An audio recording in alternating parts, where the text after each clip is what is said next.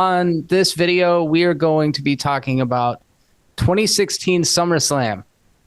2016 SummerSlam was it was a lot of things, but it was a match between Rollins and Finn Balor that you and I decided we were going to check out. Man, this match had some just explosive spots. You talked to me about how kicking out of special or finishers used to like have a little more weight.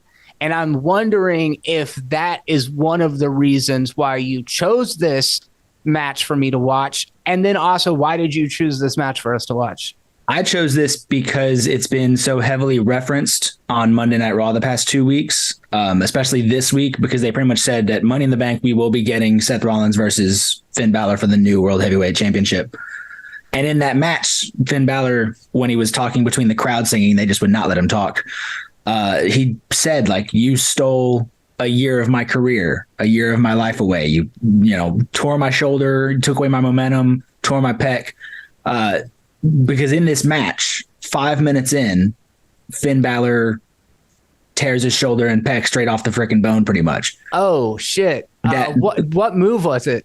There is a spot about 6 minutes in or so where Rollins power bombs Balor into the barricade. And Rollins sort of reaches back, and in doing so, his arm kind of goes over the barricade and just makes his shoulder just go. And he thinks it's just like popped out, so he kind of tries to put it back in. But the whole match, you kind of see him favoring the arm because that shoulder's gone. So when you say 6 minutes in, are you talking about 6 minutes into the match or 6 minutes into the video? 6 minutes into that whole match. Okay. So like, I don't know if you saw like the whole, I don't know, the build up and everything, but even though Balor won that thing, I don't know if you're aware of this, Balor wins that match. And this is what Balor was talking about on Monday Night Raw, saying you took away my momentum and all this stuff. Balor came in golden boy. He was, a huge star in NXT, huge star in Japan for the internet fans. He comes in a first round draft pick on Monday Night Raw for the draft. First night there, wins 2 matches in one night, he pins Roman Reigns. He is on a trajectory somewhere. Get to SummerSlam, he becomes the first ever Universal Champion. This was the introduction of the Universal Championship. He is the first person to hold this belt. So he is clearly in a spot made for him. He wins this belt, tears his shoulder. The very next night, gives the belt back and goes away to heel. Oh, damn. That's for a whole year almost.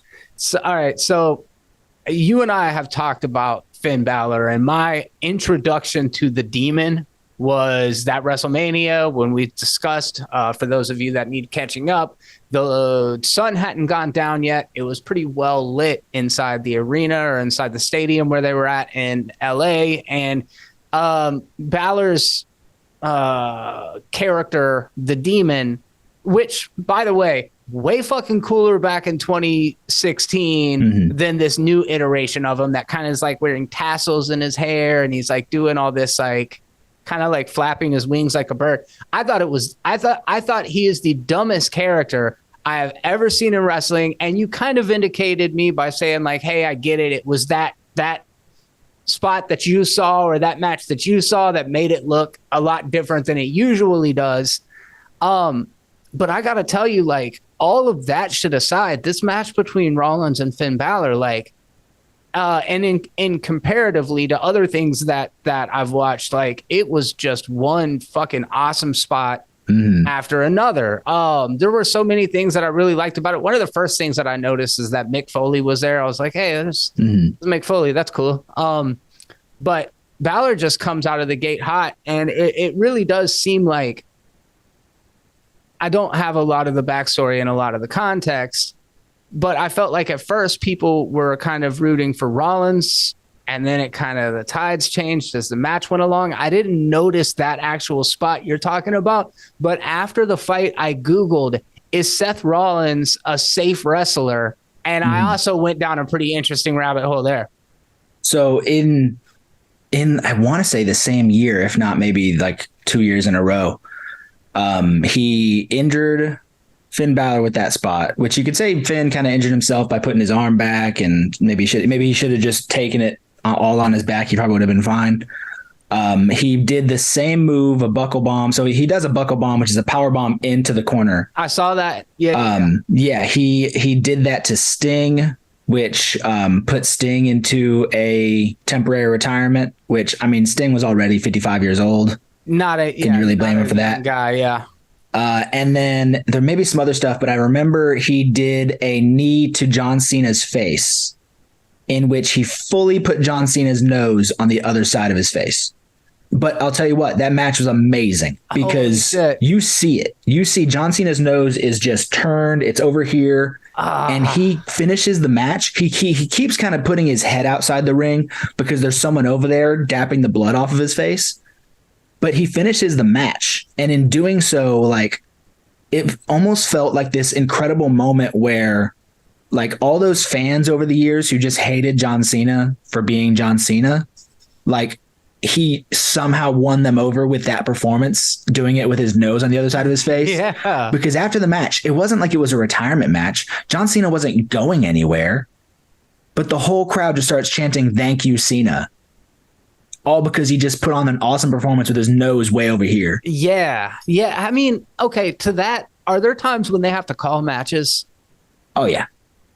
There was a Chris Jericho, Neville. Neville is now Pac in AEW and on the Indies. Pac did a baseball slide under Chris Jericho's legs.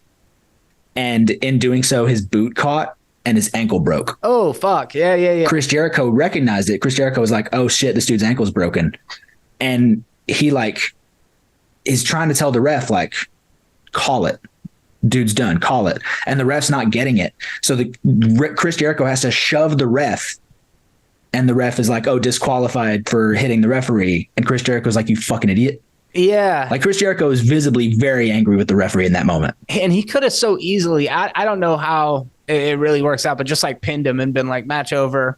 Mm-hmm. They'd have probably had to do some serious rewriting if it wasn't supposed to go that way. But yeah, that's interesting. I've never seen that actually happen before. I mean, I imagine there was the Owen Hart situation. You probably have to call that match. Yeah, there was one in AEW last year.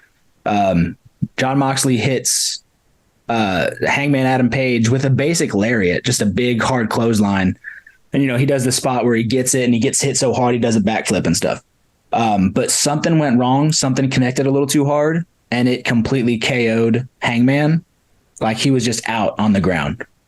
And referee noticed it very fast. Referee got on him and was like, "This is done. We got it." Yeah. Huh. Yeah, I guess I need to watch a couple of those just to kind of get that side of the thing, because I've seen people work through it. I didn't even realize what happened in this match, which is wild, because I was kind of paying attention. Like I said, I kind of Googled, is Rollins like dangerous in the ring? And I know like it's an endurance test and they do fuck each other up. But there was a couple times like Rollins like stomped on his head that I was like, it's kind of supposed to graze more than it's supposed to like fucking smash you on the head. But I don't know. Just go watch some Minoru Suzuki matches. That dude, he hits people. Or I mean, go back to the 80s or 70s with like Stan Hansen or something. Stan Hansen was like legally blind. So whenever he threw his lariats or clotheslines, like, because he kind of couldn't see, he would just throw it. You don't know where they're gonna fucking land. Yeah. All right. Okay. You know what, dude? I think it was really like one of my. Okay, so I said Balor comes out of the gate hot, and there's a reason why. Like, he comes running in and does that, like, I don't know what the move's called. It's probably a drop kick. He comes running in with both his fucking legs, just hits Rollins, goes for the coup de grace, and then misses. Rollins rolls out and does like this fucking flippy flip thing over the top. And this is in the first 10 seconds of the match. So it's just like, it started off with an intensity that made me realize, and I slept on Balor because I don't like the demon character, but he's a fucking impressive wrestler, dude. Oh yeah. He's great. He's fantastic. When you said a moment ago that there was the promo that happened on Monday Night Raw, I watched it right before you and I started recording because I'd heard a little bit about it and I wanted to know what we were talking about, because this does tie really directly into this match that's happening coming up. They adjusted the levels on me, dude.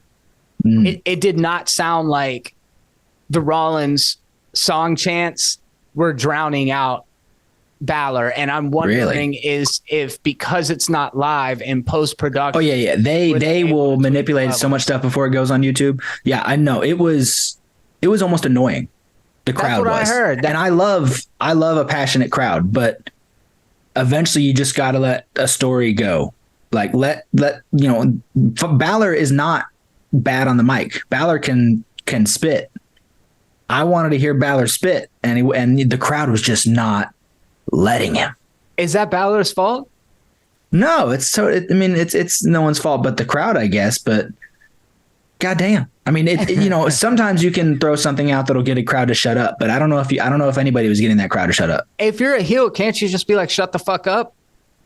That'll just make them get louder. That'll just make them get louder. Yeah, I wondered. I was like, if you have the right kind of commanding presence, can you do that? I don't think Dom would be able to do that right now. And we kind of love the heat that Dom has on him. Mm-hmm. And when we were watching AEW the other day, we're kind of like, the crowd sucked. So, like, do we just expect the crowd to behave fucking perfectly, or it's no. It's just like, no, not really. I mean, I'm not annoyed with that chant, so it doesn't bother me too much. Now, Stone Cold Steve Austin got over the what chant. So like if you couldn't understand, if a foreign heel was speaking another language or something, or if somebody was just saying a bunch of nonsense, the whole crowd, like, you'd get out a sentence and the whole crowd would go, what? Say a sentence, what? Say a sentence, what? And that was fun when Stone Cold was around. And maybe it was fun whenever someone who was really hated was around, but the crowd it took on a life of its own, and it got really annoying. Yeah, and some people knew how to bounce back from it. I think Chris Jericho would shut it down a few times. Alexa Bliss shut it down before. Like, and there's some people that can do that. Like MJF is really good at shutting down chants and stuff. Yeah. Yeah. You would think that's like an art in itself. Like, in addition to all the other things, how do you make the audience shut up so that you can do the storyline? I guess the easiest way is to just in post-production turn the fucking mic down on it. But that's wild, dude. I would have liked to hear it for what it really is, to get that perspective, because I heard people say like they felt bad for Finn Balor. I heard people say kind of like the audience was in it for themselves at that point. Like, and like what they do to Dom, that's a different thing. Like, that's part of the show almost. Like, why? and they account for it. There's a reason they give Dom the mic when they do. They know the reaction is going to be 2 straight minutes of the loudest boos you've ever heard. So his promo is hinged on the fact that the audience is going to react. The crowd booing like that is almost part of his gimmick. Yeah. Okay. Whereas this was, the crowd loves to sing that chant. They're gonna sing that chant. Yeah, they do love to sing that chant. And fucking, Seth is like as a character very like showboaty. He'll sit there and like conduct them and so it's like you want them to do that, but I guess only in the right context. It's a tightrope that I think would be difficult to walk, because let's be honest, the majority of people are fucking stupid. So like, what do you expect from them? You give them an inch and they're just gonna like, I don't know, man. Yeah, I got you. Understood. Yeah. Okay, so back to the match. There was a really great moment of commentary, and I don't know who the name of the commentators are, so I need you to tell me that. I think, is JR one of them? This one was Corey Graves, Michael Cole, and Byron Saxton. Corey Graves is a wrestler? He used to be. I think he maybe got injured and he couldn't do it anymore, but he was pretty good on the indies. I believe he was in NXT. He was tag team champs with Neville back in the day, and I guess something happened and he had to go to commentary. Do you like him on the mic? I've gotten used to him. I don't know why I didn't really care for him too much, but he's good. Yeah. Okay. So I don't know who said it, but somebody said, what makes the Demon King different from Finn Balor? And he said the Demon King is the skeleton in Balor's closet. And I just thought that was a banger. A lot of people have kind of asked that question because really Finn Balor and Demon Balor, they don't wrestle completely differently. It's the same dude. Yeah, they don't like have like different kind of move sets. Which like if you look at like a Bray Wyatt, I guess Bray Wyatt as the TV show host wrestled different than the Fiend. Okay. But I guess the only way to say how they're different really is just that the Demon is stronger in lore in canon. And I mean, it kind of makes you wonder, like, why don't you do that for all the big matches? But like, I guess it's best exemplified in like some of the games, like around like 2K17, 2K18. Finn Balor has an overall, like his score, his overall rating is like, I think at the time it was like 88, 89, which is solid. But the Demon, his overall was like 92. So which that's up there. That's up there with like Cena. That's like Cena, Reigns, Undertaker, that area. Okay. Yeah, I don't know, man. I didn't mind the body paint back then. Less crazy looking. I thought it especially at WrestleMania, you make Balor the Demon because he's more of a heel. It kind of dehumanizes him so that when you bash him over the fucking head with a ladder and he like starts gushing blood all over the place, people can be like, yeah. I don't know. You think there's anything to that? Like him, like the Demon being a heel? The Demon being a better heel because the makeup and the like not talking and all that kind of shit. Maybe, but also at the time, the Demon was so over, it was so cool that it could not be a heel, especially in NXT. Like it was just too cool. So, and I know we've talked about WWE doesn't exactly do good guy versus bad guy, but Rollins was the face in the match that we watched, right? Rollins was the heel at the time. Yeah. See, I saw it differently. Rollins was kind of still riding off of like him. Rollins is what broke up the Shield, and that kind of stayed with him for a while. Like he would kind of maybe play with being a face a little bit, but the Shield was very popular, and what he did breaking up the Shield the way he did, like that followed him for quite a few years. Okay. You know what's a dumb move to me? Maybe you see this differently. The crossface. Is it the crossface chicken wing? Is that what it's called? Just where they're right, like pulling on the face and pulling it back and stuff. The bridge of the nose, I think. Yeah. Maybe it's not so dumb, but when Seth Rollins took off his armband and stuck it over his face and was like pulling back, I was like, that's something I've never seen before. There's been some good uses of like weapons doing that. I think I want to say Bianca used her hair to do it. I'm pretty sure. A couple people have used like kendo sticks doing it. I could see the kendo stick being a good use of it. All right.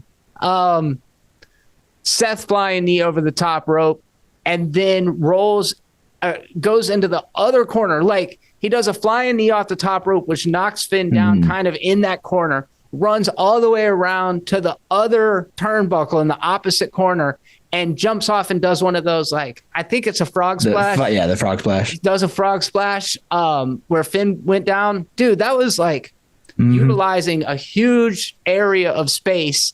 That frog splash was like 75% of the fucking ring that he covered. And again, I'm just looking at these dudes and I'm like, they're like so, I don't know, acrobatic, so much more agile than a lot of even the most famous wrestlers. Yeah, no, Seth Rollins probably turned face just due to being so good in the ring. He's good. Like he's just undeniable. There's a reason that he's got the belt he does right now, and he's a multi-time champion. He's just you can't watch that guy wrestle and not think, oh well, that's just one of the best guys we got. Yeah. There's a moment when one of the commentators says that Rollins should win because you can't put the Demon on ESPN. And I thought that was funny. And that kind of reminded me of the thing that's what kind of made me think he was the heel. And that it goes back to the thing I was saying in WrestleMania. I said it makes him a better heel, but that's not what I meant. I meant a better punching bag. You get what I'm saying? Yeah, I understand. I don't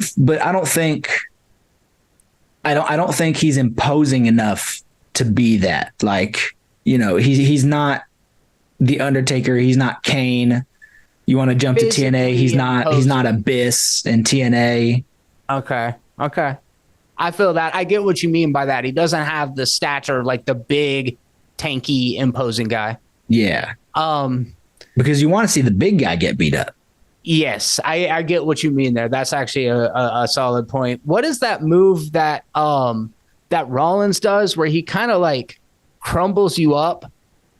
Where his neck is like down like that. Are you talking about he does a package pretty much like I think it's a package driver or something like that. He picks him up for what looks like it's gonna be like a regular suplex, but in doing so, he grabs one leg, and it's cool if you gotta watch it. When he picks him up in the early stages of picking him up, he's got the head, he's got one leg. He brings his other leg around and grabs the other leg with that leg, and then goes into the suplex. And so it's a big suplex that ends with the guy landing on his neck, and he holds it there for a pin right there. Yeah, that package driver. It's a beautiful move. He doesn't do it very often, but I love to see it. It really is a beautiful move. And if you would have asked me at what moment Finn Balor got fucked up in that match, that would have been the one that I called. Mm-hmm. No, sometimes those ones that look super dangerous are the ones that they're taking the most care of.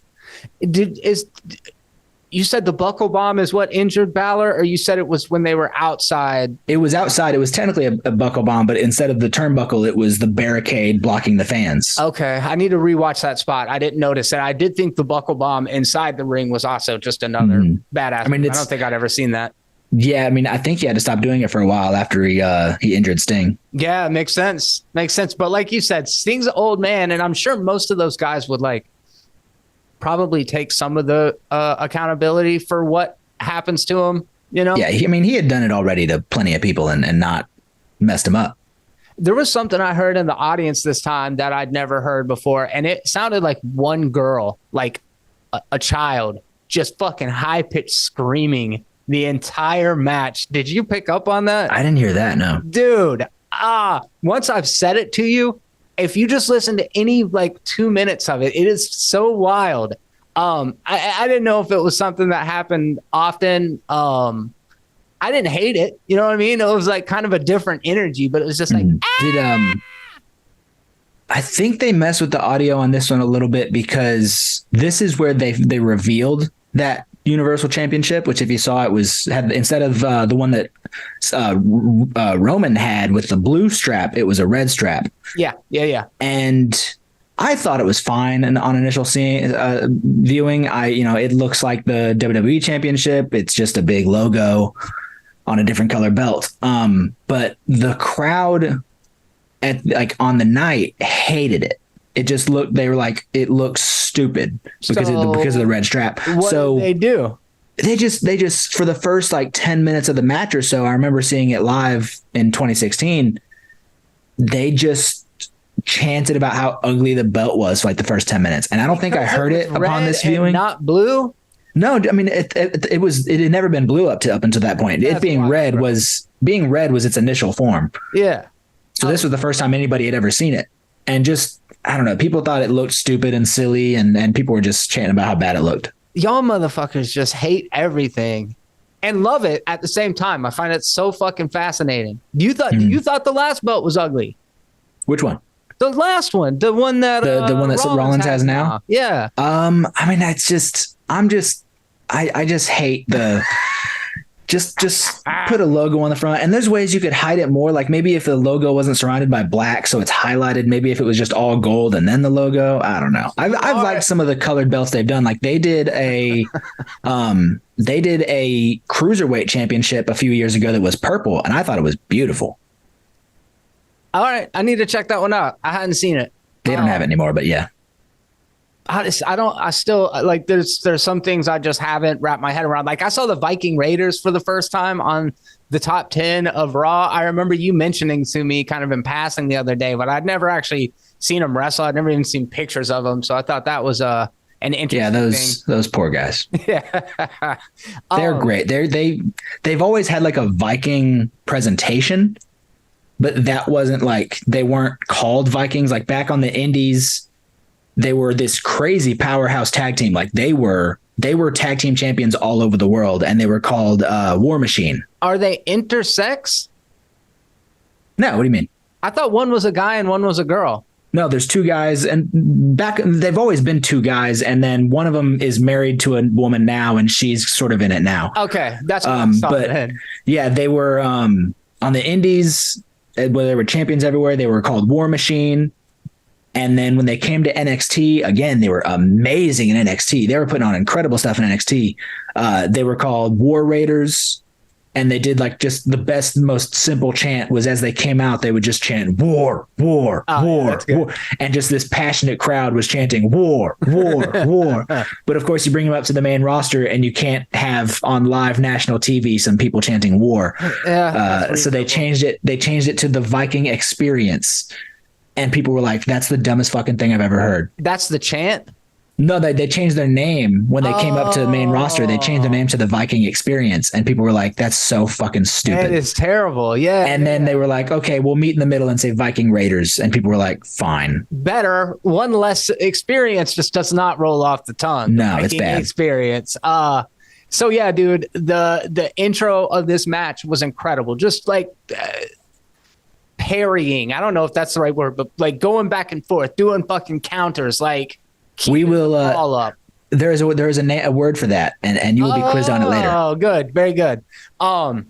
So at the end of the match, Balor does that drop kick again, follows, and then Seth follows him to the top turnbuckles for a suplex off the top. Yeah. Goes for the pedigree, but gets hit with the stomp, like where he jumps down and lands with both feet on top of him. And then another one of those drop kicks. And then he lands the coup de grace from the top turnbuckles and won.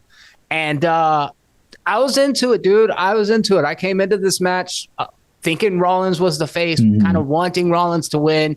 Not really liking Finn Balor, but in the last like 5 to 10 minutes of this match, it totally like, This was a transitional match for me where I went from like Finn Balor's super fucking lame to like, oh, this dude is fantastic.